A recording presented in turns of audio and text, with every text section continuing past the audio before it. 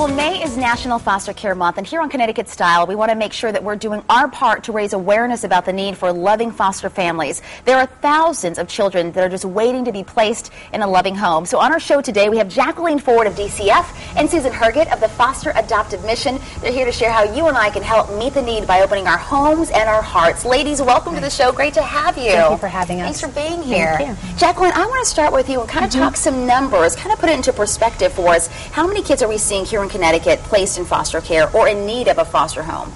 At the current time, there's about 4,000 children that are in foster care throughout the state. We have 15 area offices, and I would say there's about 4,000 who are in foster care right now. 4,000, the number is pretty big. I mean, that's a large amount of kids in foster care. Are you seeing different ages and different types of children coming in, and do the situations kind of vary for each child? They do. The children in our system are between the ages of birth to 18, and they come from all different religious backgrounds and cultural backgrounds.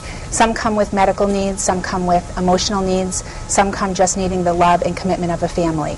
But they all have their own story, and the one thing they do all have in common is they were abused or neglected by their caretaker, by their parents. Wow. And because of that, they're now in the foster care system. So someone watching, Jacqueline, we're going to talk with you in just a little bit, and you're going to give us your personal story, Susan, but for someone who may be watching and saying, you know, I think I might be ready to open my home, I mean, what steps do you take, and what should you do? The best step to take is to contact our 1-888 Kid Hero line, and that is a centralized number where staff will be on hand to speak with you and to answer your questions and to advise you on when there's an open house in your area of the state, whether it's where you work or where you live. The informational sessions are consistent throughout the state. That's good to know. And Susan, let's bring you in. You've fostered 18 children over 4.5 years. Yes, we have. I mean, why do you do it? I mean, what kind of prompted you to want to be a foster parent? Well, my husband and I had always wanted a large family. We have a son and daughter, and after our daughter was born, I was unable to have any more children. My husband knew a couple from work who were fostering, and he kind of brought the idea to me to say, but they're doing this, maybe we could do it too.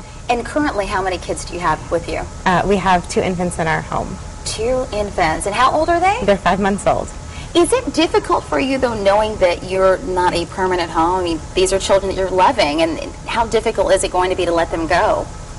It will be difficult when they leave, but, you know, I like to say that if it doesn't hurt when the child leaves, then you haven't done the job properly. You really need to give yourself to these children completely, because that's what they so desperately need. So it's really, you're kind of not just healing the kids, but also healing whole families, it sounds like. So let's talk about some of the requirements. When someone's interested in this, what are the strict requirements that you have? The basic requirements is you have to be 21 years of age or older. Okay. You have to have verification of stable income, a stable place to live, whether you're renting or owning your own home. We do background checks for federal, state, local.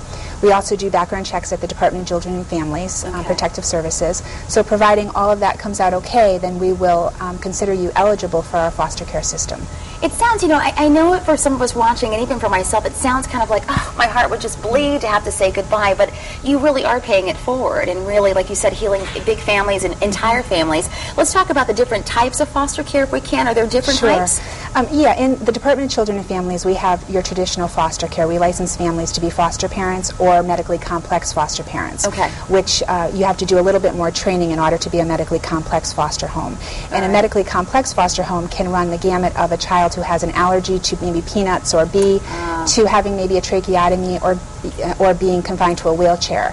And that's an additional training. But when a child can't be maintained in a traditional foster care setting, then we look to our private providers, for therapeutic and treatment level foster care. Good to know. Susan, what's been the best part about being a foster mom?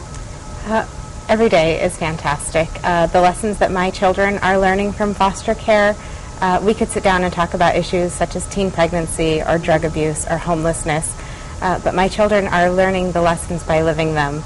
We had a sibling group in our home about the same age as our children.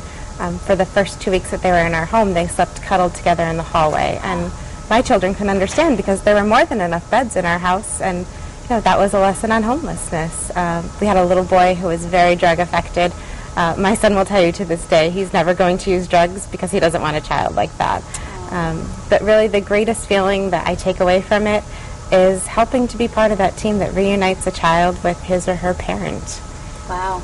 You are truly a hero, that's for sure. Thank you. Let's put the information on the screen. I know you ladies at your group will actually be out at Fun Girls Night Out. You know, Fun Girls Night Out is informational. It's a great place to come for a big Q&A. If you've got any questions, if you've ever wanted to foster or adopt, we're going to be out at the Oakdale Thursday, April 22nd, everyone. It's going to be an awesome time of entertainment, fun, excitement, Q&A, of course, with DCF, and you're going to be out there answering any questions that a mom might have. So, ladies, thank you so much for being here. Jacqueline.